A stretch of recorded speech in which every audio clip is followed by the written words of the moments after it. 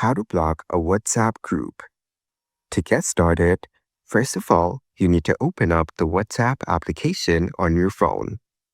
You will then be taken to this page where you can view your chat list. Select a WhatsApp group from the list and swipe left. You will get to see this menu appear from the side. Tap on the Archive button from here.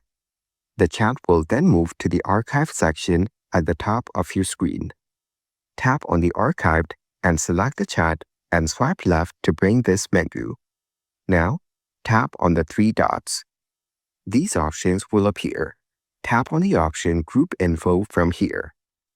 Now, you need to select the notification option. Then, tap on Mute Notifications.